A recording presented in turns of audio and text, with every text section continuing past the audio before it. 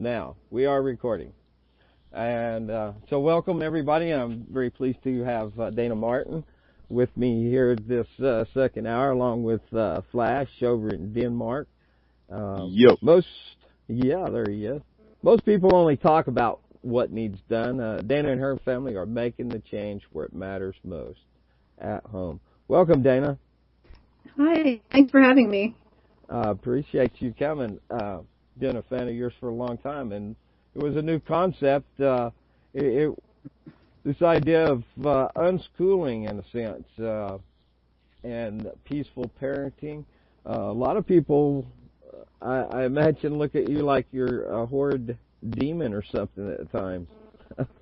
Yeah, I'm pretty used to it. I've been advocating for peaceful parenting in one form or another for about 15 years now, and unschooling for about 10 years. People definitely wonder about me when they meet me. They either think that I'm a hippie, that I'm labeled a hippie a lot, interestingly enough, because when people hear the word peace, they throw it into a category. Or they feel as though it's a really kind of permissive, neglectful approach. That's what a lot of statists think.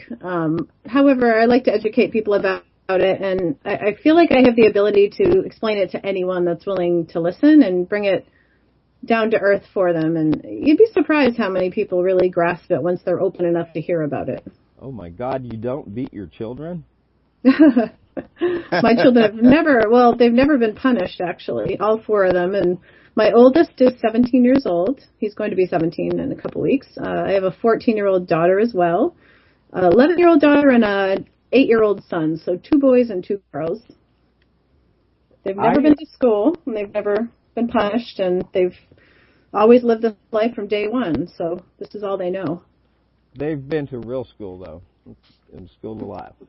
Right, exactly. They don't separate learning from life, which schools do in traditional homeschooling. They just learn as a side effect of living a rich, full, exciting life, pursuing their passions. And many people wouldn't believe that kids could learn that way, but I'm here to share with you that they can. And not only do they learn better in freedom, when they're internally motivated to grow knowledge in something that they're interested in, they learn so easily and so well, and it's such a positive experience. So I'm happy to break it down for you today. Yeah, Devin, following what he does is so cool. I mean, learning to be a blacksmith and just all kinds of stuff, all his building projects, and it's pretty cool. So, how did you even come up with this idea? Because you're almost like a forerunner. If somebody was to look for information on this, then your name's going to come up. Yeah, I definitely would consider myself one of the main voices in our culture about this movement. It's not something I planned. It just happened. I don't think you were necessarily planned to become an advocate. I just became so passionate about this life, and I knew that not a lot of people knew about it, so I started talking about it. People asked me to talk about it. And then before I knew it, we were on the Dr. Phil show, which started everything for us 10 years ago. And Dr. Phil himself was quite shocked. But amazingly enough, the message boards after that Dr. Phil show were the longest running message boards in the history of the show so far. They went for about 2.5 years. Wow. With people debating and going back and forth with it. So we knew it was a really hot topic, and I'm really happy to speak about it anywhere. Anyone that wants me to talk about it, regardless of whether it's a debate forum or a peaceful event, I'm there. I'm confidently sharing. So I guess I'm just passionate about it. There's a lot to say. That's pretty amazing. So how did you find your kids as far as their interest in learning things, and how did they seek out information? What resources did they have available? I know the answer to this question, but like when you was interviewing Devin, I was kind of chuckling to myself. Yeah, it's interesting because I think in order for someone to really grasp what this is all about, they have to understand that they've been really brainwashed to see learning as being something really difficult and something that you have to force and that kids won't want to learn. And you have to like give them rewards and punishments and manipulate them to learn what you think they should know. But learning is supposed to feel good, and people are only really truly going to learn something when they're internally motivated themselves. You can force a human being to memorize something, to jump through hoops, but that's not true learning. So most of what we did in school was not learning. It was forced oppression. We did what they told us to do so we wouldn't get punished and have more freedoms taken away. So when you look at the whole basis of what we went through, I think it's important to acknowledge that and to realize that if you would have been able to have the freedom to spend your time pursuing what interested you, you would be a master in so many things instead of, a lot of us are, I guess, masters in what we're doing now. Freedom fighters and people seeking the truth are definitely in a different space. So I'm talking about the average person that just works for somebody else and is living a mundane life, jumping through hoops, waiting to finally be happy someday. But that day will never come unless they really realize what they've been put through. So, my kids learn through, it's a really hands-on perspective, and it's a really hands-on role. I'm not my child's teacher, but I'm their mom and their learning facilitator. So the most important goal that I have is that they know how to learn, that you need to really support a human being in learning how to learn, and then the world is their oyster. So my kids are interested in something. I bring as many resources into their lives as possible to learn and grow from based on those interests. And it's pretty incredible what they have done. My son, Devin, is a blacksmith. He's out working right now in a forge that he built. We really wanted to facilitate this knowledge for him, so we found a blacksmith in our local area that he met. He connected with him early on to learn some safety stuff, hands-on, but the guy gave him a really cool anvil, and Devin's completely self-taught. He's learned through YouTube and through other resources. I bought him different blacksmithing books, and he makes knives and swords, and he also makes all his own clothes, and he weaves fabric. And he was recently asked by a production company, a movie that's being created about Vikings, if he would provide all the fabric for the costuming so it's completely authentic. Oh, wow. So, and as much as he can make, they will buy at over $100 a yard. So my son is already extremely successful, and he's so happy because he's making money off of what he loves. So this is the basis of it. And I always say a few things to people that raises a couple. People got about a few quotes that I use, but you guys are cool. I know you're going to understand them. So one of them I like to say is, my unschooled child will hire your honor student. And the other one is, we're not raising worker bees here, we're raising free-thinking entrepreneurs. So my kids will always make a living if they choose to, working for themselves, doing what they love. So freedom has given them the opportunity to fine-tune these incredible skills. That's pretty amazing. I've been following your journey. You guys get to go all over the place. So recently, last year, I guess, anyways, to England and New York and Disneyland. I think your kids are getting a better education than people who pay for private school. Yeah, traveling, you learn so much. Oh, yeah. I think what limits a lot of people too, you could let me know if you agree, is a belief, like a mindset that people have of like lack and poverty. They think that it costs a fortune to travel, but there's always a way. When you connect with other people who are like-minded, people want to help each other and they want to raise awareness about what you're passionate about. So you guys, for example, are doing something pretty incredible with this program and everything else you're doing. So when you connect with like-minded people, they want to bring that message and that perspective to the world. So you just work together to plan events and make things happen. And traveling can be a lot easier than people think. Yeah, there's definitely venues, and especially when, like you're doing something so incredible that people want to be a part of that. So, I definitely commend you for being a voice out there, and so many things that need to be talked about are being talked about more and more today, and thanks for the internet, and thanks Grandma right now for reallibertymedia.com and providing this platform for us to speak. you've done radio in the past, and hopefully sometime in the future we'll get you on radio right here at reallibertymedia.com. Yeah, that would be great. Yeah, we got a spot for you. Cool. Yeah. Yeah, so thank you for having me on. And do you have any questions at all that you've wondered about? I know you followed our family. Is there anything that you've always wanted to know? Well, I prevented myself from asking the one question that you would probably get a lot, but I'll go ahead and ask it first anyways. Sure. How are your kids going to be social with not going to school? Of course, we already answered that, but no, it's all good. That's like the biggest question that I think anybody with a child who doesn't go to school gets, and it's a really common one. And when you think about it, it means different things to different people. So sometimes, if somebody asks me that question, I always say, "Well, what do you mean?" Because socialization to a lot of people means how will they learn to obey, and that is pretty much the underlying question that people ask. And I just like to share that, you know, the reason I don't send my kids to school is because of the socialization there, that it's cruel and it's very, very unnatural to be age segregated. And I think when people really start to learn about age segregation, they learn how destructive it is to be conditioned to only hang out with people the same age as you. You begin to wonder, you know, what is socialization and did you ever really have it? And most people didn't. Yeah, it's kind of a lie that you get to socialize in school, right? Because they punish you when you do. Exactly. I mean, how many times did we hear as kids, you're not here to socialize?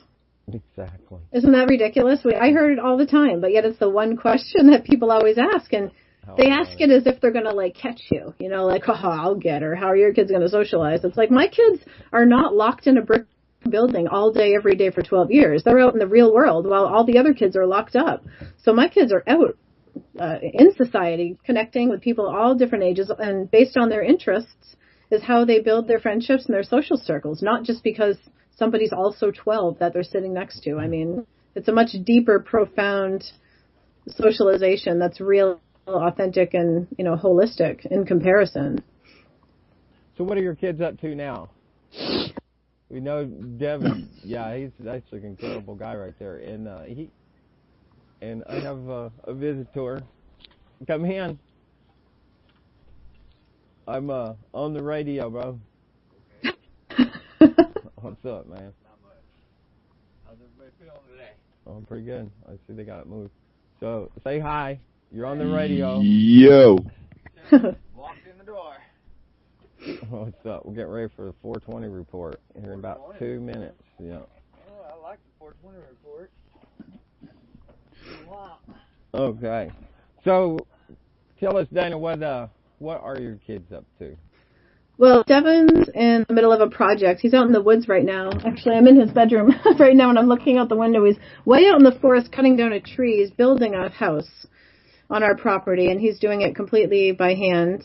He wants to do it exactly how it was done in the Viking Age by hand. So that's his project. He's also has plans to go see his girlfriend in Virginia, and he's going to spend a month with her, and that's going to happen in a couple weeks. She's also unschooled. My daughter Tiffany is going to New York for a month. She's been into modeling and anything to do with fashion and beauty, and she's a YouTuber, so she's kind of more into a not mainstream, but more of a pop culture kind of career that she's into. She loves it. She's a beautiful human being, and I've written a lot about her on my blogs. If you go to DaynaMartin.com, you can read that her highly sensitive nature, like how it got her into this space. So Devin is really busy with his business. He sells several knives and swords a week, and Tiffany is busy with modeling and prospects like that. And my daughter Ivy, who's 11, she's playing Grand Theft Auto downstairs right now. And she's more of a wild child out of all the kids. She's really into horror movies, and she loves heavy metal, and she's just kind of a hardcore girl. She's my buddy. She traveled with me to L.A. When I spoke out in San Jose. And Orion's 8, and he's really into a lot of different things right now, but typical 8-year-old boy stuff, I guess. It's 420 somewhere, folks, and this report from the Buzz Booger at 420 is Cannabis Can. In with the good, out with the bad. I got a question for you, though, Dayna. Sure, Lou. Do you still recall the original thought you had when you decided to do this and what it was? You know? Yeah, it's actually pretty powerful, so I don't know if you're ready for it. Are you ready? Wait, hold on. I'll ask my wife to put her leg over me so she'll keep me down. Okay. I'm ready. Here, put your leg over here, so I need a leg. Well, it's interesting. It's interesting, and it's kind of emotional for me to share about, but when my son Devin, who's almost 17, was born, I gave birth to him in a hospital with a midwife. He was my only hospital birth. The other kids I all birthed at home, and Devin, I couldn't believe I did it. You know, I gave birth to him naturally. Now, I was always the biggest wuss. I didn't know anyone that was like into natural birth, and I did it. Like, I accomplished this amazing natural birth, and I remember holding him and saying over and over again, I have it on audio, on a tape, just saying over and over again, I did it. Like, I couldn't believe that this human being was inside me. You know, like when you're pregnant, you kind of have the concept as a baby and you feel it, you're preparing, but then when you're actually holding it, I remember looking at him thinking, like, there was really a human in me. Like, I couldn't believe it, you know, and, but then, like an hour later, I was nursing him, and the nurses came in and asked if they could turn the TV on or if I wanted the TV on, and I said, sure, it doesn't matter. And they turned the TV on, and the Columbine shootings were happening live right then, right within an hour, you know, of my son's birth. And I remember just looking up with it in awe. Like, the school shooting stuff hadn't really been a thing up until that huge event, you know, and it was profound. And I remember they were showing it. Like, they were showing it live. Kids jumping out of windows and mothers crying. And I just remember thinking to myself, like, how many of those kids didn't want to go to school that day? Like, how many kids were forced? How many of those parents wanted to be with their kids that day but didn't think that they had a choice? And I just remember looking down at Devin, like, with tears in my eyes, saying to myself, he will always have the choice to choose school or not. So it wasn't like it was a pinnacle moment where I'm like, oh my God, my kid will never go because he's going to get shot. It wasn't a fear-based decision. It was just this awareness that there is no choice for kids in our culture, and I wanted them to have that. So it was right then and there, like right watching the Columbine shootings and giving birth to my son. Like, there has to be a reason that he was born that day, and like everything started for us then. You know, it was no coincidence. I just think everything lines up for a reason on your path, and that was right then and there. I just thought of the concept of him choosing, and my kids have always all had the choice and the freedom to attend or not. Or, of course, what human being would attend to be, make a choice to be oppressed, and go through the abuse that kids in school go through. And of course, I don't believe they'd ever go, but they could if they wanted. So that was the moment. Quite a powerful answer, I'm sure, but. Well, do you ever look back and how I'm trying? This one's confusing to me, because I had a daughter, and I couldn't imagine if I had it all do over again. The system had a tight grip on my wife that I don't at the time that I don't see I could, and you really made a good choice. Saved you a whole lot. Yeah, you were absolutely right. I went through it in the 90s, and I'm telling you, nowhere. That education system and the crap that they try to sell as knowledge, shit that's not even true. It's not even worth knowing. The whole thing is just a big scam. I mean, it's just ridiculous. And, it's a business. It's a business to be able to control the kids. Exactly, and once you do learn about the history of schools and the mandatory nature of education. I only learned this really recently, but it was like in the late 1800s when schools became mandatory, I believe. Correct me if I'm wrong, if anybody knows, but it was a long time ago. And the first ever school, a mandatory school, 80% of parents refused it. 80% of parents initially said, no way, we're not putting our kids in this system, no way. And they were forced by gunpoint, those kids, to go to the first ever mandatory school in Massachusetts, and it started everything. And when you read about the history of it, you learn that in modern education's based on the Prussian model of education, which was designed to train factory workers. It was designed to train people how to be cogs in the wheel and how to keep them down, how to keep them dumbed down, because if they grew in their knowledge and entrepreneurship, then it was a threat to the government. And so people think that people like us are crazy. They think that we're conspiracy theorists, or that we're looking at all of this, in a way like being anti-government. And although I am anti-government, Ta-da! well, but the funny thing is, I wasn't. That wasn't my motivating intention. I naturally evolved through not having kids in the system to see that. You know what I mean? If you buy into all of that, you buy into government, you buy into all of the bullshit, and that's the first thing they want you to do with your kids. So, yeah, I never pictured myself being some radical, mom, not having kids in school, and they've never done a curriculum. My kids have never done a workbook page in their life, because that's all put out by the schools. Why on earth would I buy a curriculum based on, public education and make my kids do it against their will? But so this is a really natural, organic thing, and I think every child has the right to have this freedom. So I guess everybody has the time. Yeah, there's ways to go about it, though. There's a lot of single mothers that live this life now, and people come together in communities to...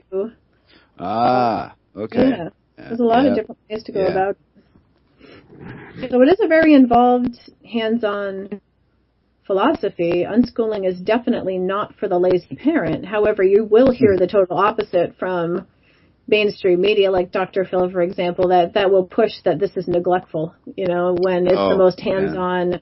To me, force and punishments and rules are the lazy way out. Rules are a replacement for being there, for being present with your child.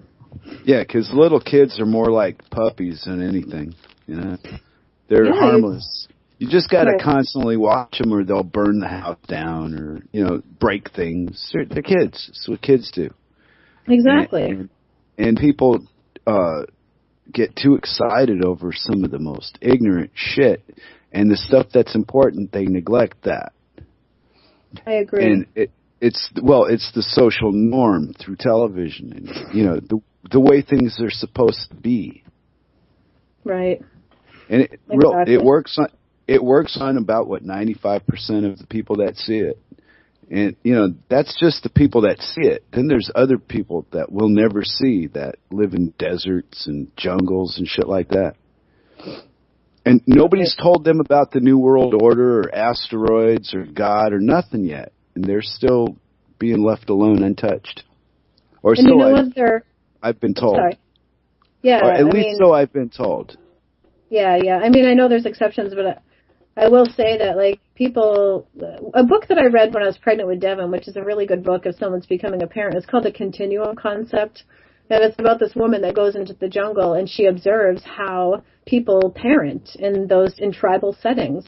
And they're not constantly punishing. They're not counting, get off that tree, 1, 2, 3. They're not correcting and constantly judging. They are living life side by side with their kids, and their kids are learning as a side effect of being with them. And it's just a much more peaceful, happy way to be, because if you're not spending your time controlling another human being all day, you find happiness when you're assisting them and giving them information. So my life with my kids is I look at them like you would look at, if a foreign exchange student came to stay with you, how would you share with them the customs of the world and of your culture, and what was appropriate and what wasn't? You would do it respectfully and politely. You wouldn't be grounding them and punishing them when they made mistakes. You would be helping them.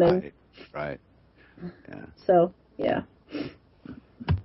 It brings to mind for me, how do you, speaking of control, how do you keep from the government or whatever, the school district and all that? How do you keep them at bay? Because I'm pretty sure you had to have had to go some rounds with them at some point in time.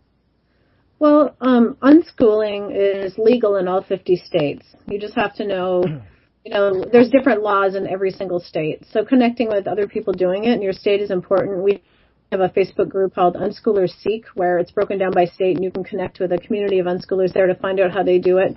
New Hampshire, luckily, is in 2012 they became a free state in regards to home education. So we only need to register our kids once, and you don't hear from them again generally. But it wasn't always like that. Our kids used to have to hire a evaluator, but we found out about unschooling friendly evaluators. So there are retired teachers who are now living this life with their kids, because this life is valid and it works and it's true learning. So I think that's the important thing to realize, is that a lot of teachers get this. And they're out there offering their services to basically what they do, like when you hire an evaluator that's an unschooling friendly one, they break your child's life experiences down into what we call schoolese. So they break it down into schooly terms, schooly experience kind of definitions to be able to write on the transcript or the evaluation for the school board to see. So, for example, we went to Australia where I spoke there once, and I shared with the evaluator everything we did. I wrote it on my blog, and she would break down, Devin met some primitive people in Australia, the Aboriginal, and he spent some time with them, and so, the teacher broke that down, that he learned about Aboriginal history. It was all true, but you have to learn how to translate life experience into, again, schoolese, and that's the only difficult part for some people, but there's always people ready to help if somebody needs help.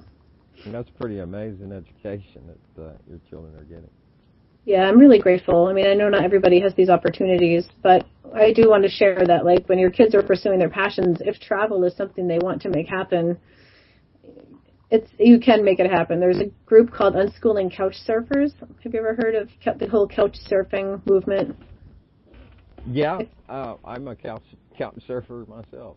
Cool. Yeah, there's unschooling couch surfing families. So, like, you can travel to a different country and, like, do a home exchange with families, or you can go visit other families in other cultures. And I think that's a really important part, personally, for life and learning, is learning how small the world is. And have you guys ever heard of Ken O'Keefe? Do you know who he is? No, I don't. No. I met him at Anarchapulco, and he has a whole movement going, which is really powerful. You should Google search him, because I don't want to give him an incorrect definition of who he is, but he denounced his U.S. citizenship and tried to burn his passport, and a bunch of stuff happened as a side effect of that. But he has a Wikipedia page. Tell me his name one more time. I was looking at it for that couch. Look up Ken O'Keefe. Ken O'Keefe. Anyway, he has a whole concept that I haven't spoken with him since the conference, but he mentioned that he'd like to have me as an ambassador, part of this program called World Citizen. The idea of breaking down all the cultural walls and just realizing that we're all citizens of the world and we all are part of it, and how to learn from each other and so forth. So he's a really cool guy, and learning that the world is ours to take care of, the world is ours to learn about, that there's different people and cultures, and that's how you grow and evolve as a person, to learn about other people and their societies. So that's something important to me and my family. Cool. Yeah, I dropped his link into the chat room there. I'm going to click follow on WordPress. I've been dropping your links also over there for people to find you. You got some real nice pages there. A lot of great information, and very easy to follow. So, let's see, Unschooling Couch Surfing. What was that site that I would be looking for, reckon? Well, I think you got to go to Facebook to initially find it. Just look up Unschooling Couch Surfers, I think it's called.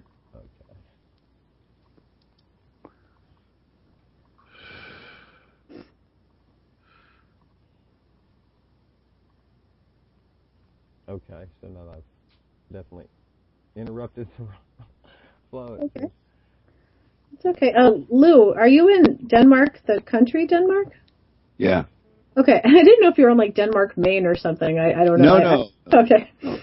No, don't let the accent fool you. I'm from California. Okay. My son Devin would love to go to Denmark. And Norway, Denmark, all of those countries over there, Scandinavia, is really into learning about Viking history. Mm. He'll enjoy it too. Yeah, the town that me and my wife live in is famous for making cannonballs. Really? Yeah, and the people why'd you decide to move there? But I'm sorry to interrupt you. Finish your thoughts. Because my wife didn't want to come to the States. Is she from there? Obviously. Hmm. Oh, cool. Yeah, she was born and raised in Copenhagen, and she liked that better. So I broke Nice. down, and I'd already been away from America for a bit, so it didn't really matter if I went back to the States or not. Right. So now I'm just not. I'm not probably going to ever come back. A lot of people are leaving the U.S. for that reason. It was fascinating going to Mexico and seeing all the expats that lived in Mexico, all the Americans that moved, Mm-hmm. Yeah. and hearing why. Like Yeah. It's crazy in a good way.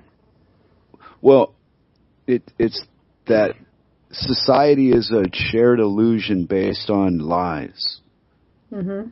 And once you get a really good grip of that idea and you live to not play in it as much as you possibly can, whatever level you're willing to go to, then life gets a little easier. I never knew what pressure parents felt, really, until I started really getting out there and learning about the whole anarchist mindset, the whole voluntarism, and learning about that, and that I had been living that way. And basically what we're doing in our home, living peaceful parenting in a partnership dynamic instead of the authoritarian one, I learned that we were basically doing what other people are doing in regards to government and not wanting to be part of any of that. And do you know Adam Kokesh? Do you know who he is? Yeah, I remember Kokesh from when I was in the States. He wrote a book called Freedom. It's like a small pocket-sized book, but it is so good. Right now I'm learning. I'm in constant state of learning. Like I love learning about anything I can having to do with freedom. And he was sharing in his book that like property tax is like paying rent. Like you don't really own your house. You have to pay property tax. And right. I'll tell you, man, was it painful going down this morning to pay that property tax bill after being woken up to what it was. But if you don't pay it, they throw you in a cage. So yeah, it's extortion. Hey guys, excuse me a minute. I'm going to step away from the mic for a moment. I'll be right back. You guys are doing a great job. So okay, thanks, Vincent. For interrupting. It's okay. And basically, what I agree with what you're talking about is we've all been raised in under lies, stuff that the people that tell you these things know they're lying, and they tell it to you anyway.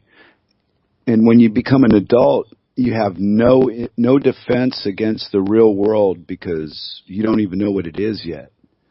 And I think it's a shame that that's what society's become. Exactly, and not only that, but they tend to bully those of us that are living this life, and it's crazy. The older you're, like when your kids are really little, like I found my kids were young, babies and toddlers, and we were living this life. A lot of people could grasp it. A lot of people were living in freedom. There's a movement called detachment parenting where you let go of the whole authoritarian mindset and you just trust your kids. And my kids were never put in a crib because they always wanted to be with us. They breastfed till they outgrew the need. There was never this age that I said, okay, you're done because, the doctor told me you should be. Like I always just tuned into them. And when you're younger, a younger parent, other parents really kind of get that you have quite a community. But as my kids grew, and everybody's kids started hitting school age, they couldn't take the pressure anymore. Like, it's hardcore. Like, the pressure that parents feel to conform. And nobody wants to be me. That's the way I look at it. Nobody would want to live with the kind of, if you would have told me way back then, 10, 15 years ago, that what I would go through as a result of choosing my children's freedom, I don't know if I would have been brave enough to do it. However, I still turned to I turned to them from the beginning, and I trusted them and put them first. But yeah, it's amazing how many lies were told. It makes me so upset. Yeah, right. Well, the average Joe thinks we're all a bunch of lunatics that have been eating cornflakes with our left hand far too long. And the way we do it. Well, when you're the point of that crack was when you're dealing with a mindset that resorts to that kind of behavior, you already lost. There's no convincing them of anything. They already know everything. And that's a lot of, and when you ask them, name one sitting Supreme Court justice How many of them can do it? How many of them can name 3? But they'll know the one that just died because it was all over the media. Right. And these people allow SCOTUS to run their life. Are you lunatics? 40-year mortgages and no way. Registering guns and cars and shit. You read the fine print. The registration means that you don't own it anymore. Now you got to pay tax to use it. Man, that's not a game I was ever going to play. I think that's what, like, I don't think people are ready to grasp the level of manipulation and abuse. And that really is abuse.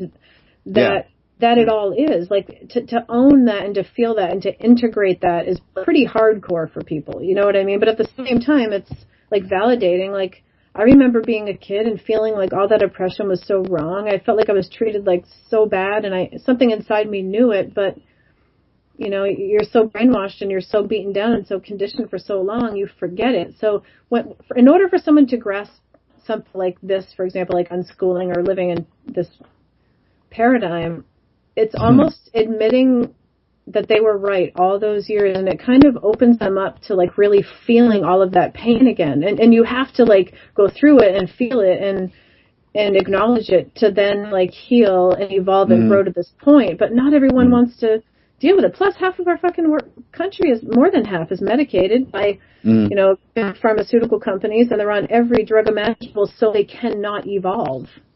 Right. And Agreed. So there's so much to it that's so difficult for people, and they're they being experimented on like Exactly. laboratory mice, right?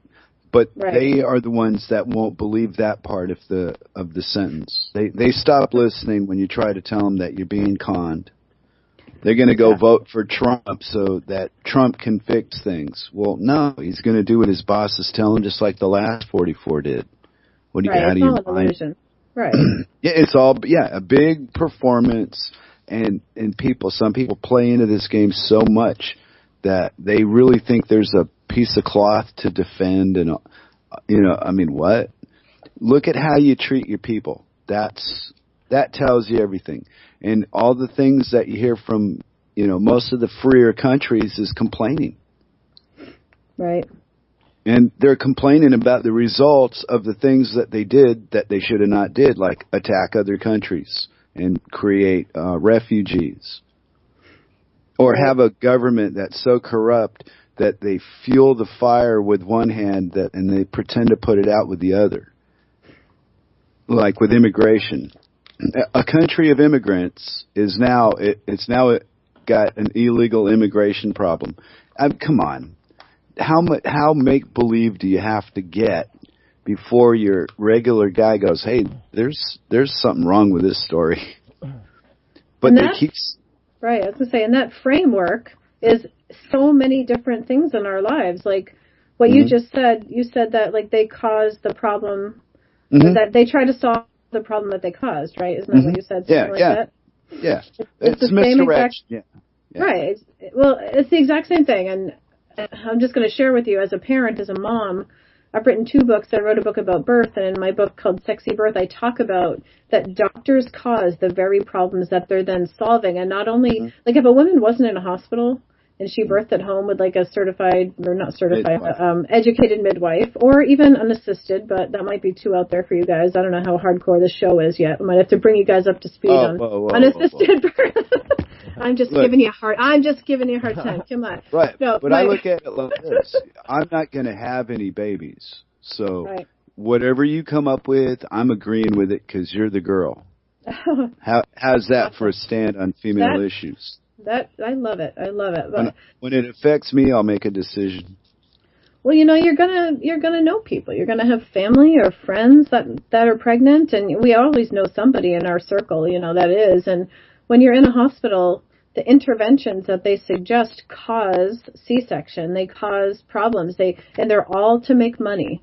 Do you think a doctor wants to go in and wait for a woman to be in labor naturally for the 16 hours or whatever and make, you know, $4,000 when he could just come up with some emergency and then cut into you and in 20 minutes be home with 12 grand in their pocket. No effing way are they going to respect the natural process. So they have complete control the second you walk into that institution. And all they have to do is be like, ooh, the heart rate seems a little bit, it's a little fast for me. I recommend a C-section. And so you're like, thank God I was here. You saved my baby. Wow. You know, and it's the biggest scam. And I've been a doula for 15 years, so people hire me to go with them to the hospital to give birth to kind of, protect them from that. And I do. I've seen some hardcore, what we call birth rape. That's what it is. You're cutting into a human so you can make money, and it just really upsets me. And so what I'm saying is that framework that you mentioned about the government, it starts at birth. And then it goes all the way into school. And then they diagnose ADHD, they diagnose these issues, and then drug their kid. And then you're like, thank God they were in school to catch these problems. Yeah, right. Fall for the story. All the freaking scam. All feeding off people's insecurities because they were never allowed to grow to be the full, confident human beings that they were meant to be. So it's like this cycle of craziness and slaves. Exactly. Debt slaves. It's nothing funny about that at all. No. You're being cheered on, Dayna, in chat. Awesome. Yes. Go hardcore, Dayna. Yes. Good. Yeah. Well, I just want people to be aware it starts in the beginning and it preys on your fear. You have been conditioned to fear so much. And you don't have to. And the more you get away from it, it starts with birth. That's what it was for me. When I did it under my own power, despite the pressure to cave to drugs, despite the pressure of all the fears of what could happen, I did it on my own. And I was born then, like a different human being. Wow, I was born a fiercely protective, intuitive mother. And if I would have been drugged and had that taken from me. Yeah. If I would have been rescued by a doctor, if I had to be saved by my own, body's dysfunction, I may not even be doing this. And so it's extremely important to connect from the beginning with people that get this mindset and empower you to safely birth your baby at home, whether with a midwife or on your own, and it'll start you on a completely different trajectory. So that's what I want to. It was the doctors. I read about this a couple months back on the internet. It was the doctors that pushed the midwife away from the birth business. Totally. And today's doctors have less to do with the birth than the nurse does, and they get all this credit for shit that's not real. This is made up. Well, the interesting thing is, yeah, exactly. And the interesting thing is doctors, medical, obstetricians, they don't know anything about natural birth. They have a total of 10 to 15 minutes of education on natural birth in their fucking training. That all they know is medicalized birth. So if you're going into the hospital, you're going to get a medicalized birth. You will get intervention. You will not be able to connect with your baby in the way that you were meant to. And all these hormones are your body's built for this whole physical and emotional process of being able to bond and imprint on your baby, to imprint on you, and all this stuff to take place to start this whole connection, and it's interrupted, and it's not a mistake. It's on purpose. It's interrupted for money. It's interrupted to distance a baby from day one. Yeah. from their mother and the baby, and from her mother's own instinct. What happens when you say to yourself, I wasn't even capable of birthing my baby. My body was broken. A doctor had to save me. You're never confident enough. You're never confident enough to go on and even consider walking down a path like this. So I know there's exceptions, but generally, if your body doesn't do what you think it's supposed to do, and people don't even know that they were birth raped ever, and then when you try to bring this awareness to them, because they know deep in their cells, man, that I'm right. They know that they were wrong. As a guy listening, I would agree with what you're saying. I believe what you're saying. It makes perfect sense. And without being able to go through it, just from a what do you call that? From a distance. Yeah, well, not really empathy, more. Yeah, well, yeah, I lost the word. I'm kind of high now, but you painted a really good picture of it. Cool, and I think when fathers realize this, and grandfathers, I've been a childbirth teacher, and when you bring this awareness to them, they then can be a partner and fiercely protect their partner in that situation to make sure that doesn't happen. So the guy's role, the father's role in birth is really essential to remind the woman when she is scared and when labor gets tough that you can do this. You know, and if the father is not educated about natural birth and how important all these things are I've talked about, then he will then get scared too and encourage her to get drugs because he can't hold the space for the pain. Right. Unless he knows it's normal and natural. Yeah, and then of course that man stronger than woman thing is in one respect, but as far as pain threshold goes, they register it medically in a whole nother way, and the woman is physically stronger. Right. It's interesting, isn't it? Well, it just goes to show that I agree with you in a lot of areas because I believe that what society throws at you and shoves down your throat is probably the worst thing for you.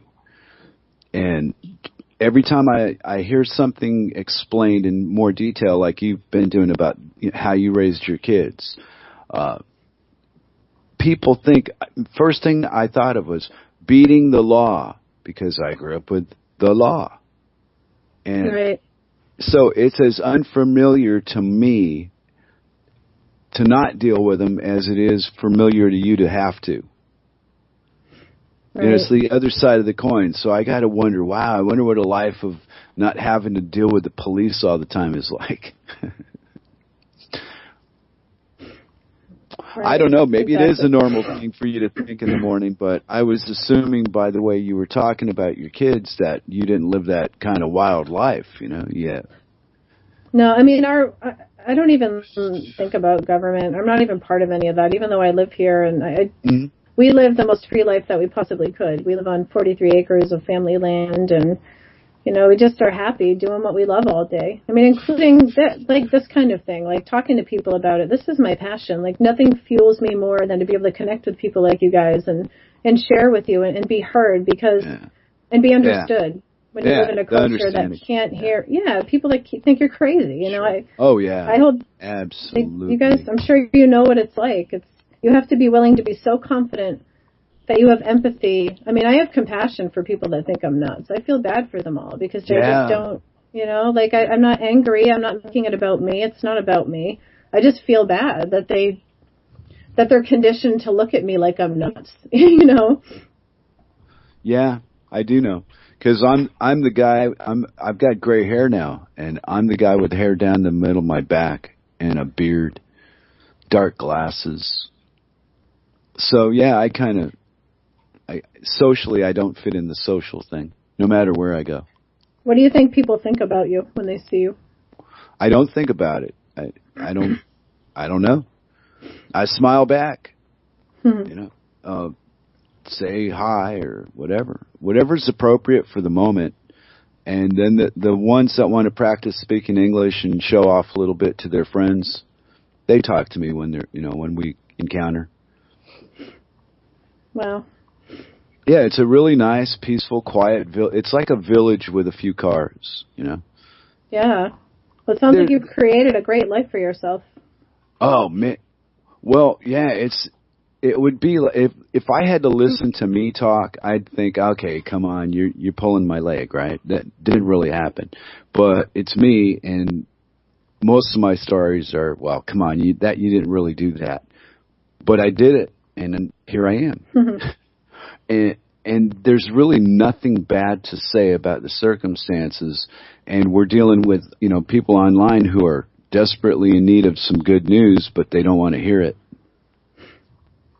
Right.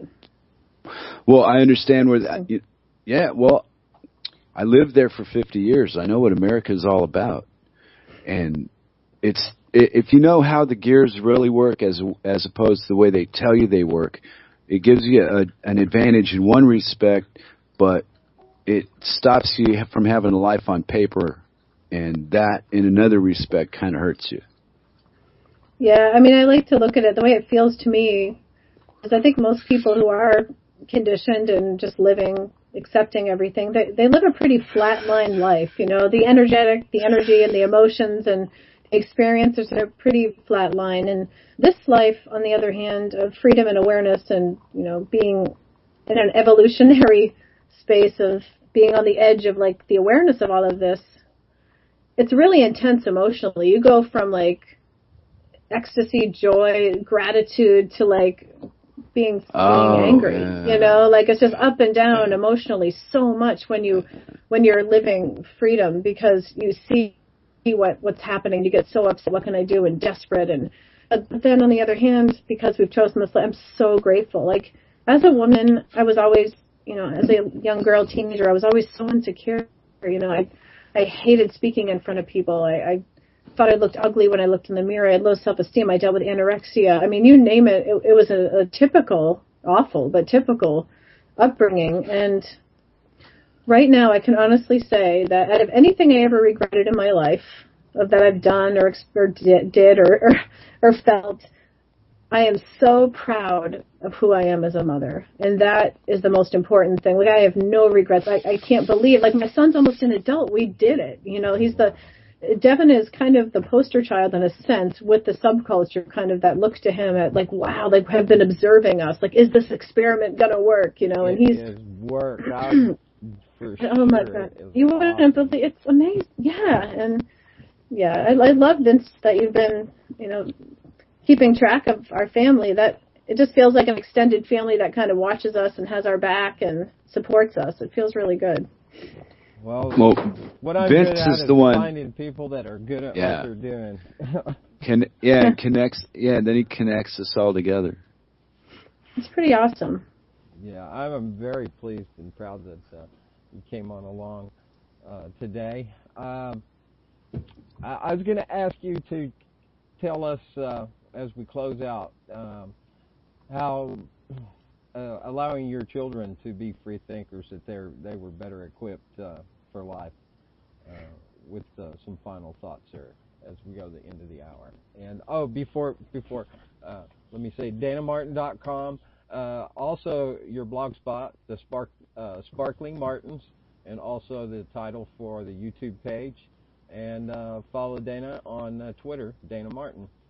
And I really appreciate you coming. You guys had a great conversation. I woke up in the kind of ill side this morning, so I've been way under the weather. And you guys did a really good job. I appreciate you, Flash. Good conversation today. And our first hour guest, she sent her regards and enjoyed the show as well. So, and some other comments. And we'll upload this to YouTube later, and I'll bring the link there. So I'm going to let you close it out. And thanks for listening, everybody. This is Freaker Friday, by the way. Grammy Mary's rocket chair is a little later tonight in the Freakers Ball, and we'll see if the Demon A-Tracks, not 8 tracks, not cassette, are reel-to-reel, but the real Demon A-Tracks, whether he will be playing some music tonight. And with that, I hand you the mic, Dayna. Well, I mean, I would just like to tell people, don't be afraid to face the pain of your childhood and the way you were raised, and acknowledge within yourself that it could have been better, because it's only through feeling that, acknowledging that you were oppressed and that you could have been treated better, but, you know, most people did the best they could with what they knew. I mean, it's only through walking through that fire that you're going to come out the other side to be able to share with people and support people that are choosing to do something different. So the world's evolving, and I'm happy to be one of the voices on the forefront of this human evolution for the rights and respect that all children deserve. So thank you so much for having me. And if anybody ever wants to connect that has kids, I do parenting coaching. I'm happy to chat with you. I can give you the information on that, or you could check out my book, Radical Unschooling, A Revolution Has Begun, or Sexy Birth, which is the prequel, and it talks all about what I talked about with birth. And yeah, I'm just so grateful to have had this conversation with you guys. You guys are awesome. Thanks a bunch. It was great. I wish you were my uncles. We can be. Okay. Awesome. Well, thank you so much. I really appreciate it, guys. Have an awesome night. You too. All right. See you later. I'll catch up with you a little later on. Awesome. Thank you. Bye. Bye-bye. All right. So I'm going to hit the stop over here. Pause.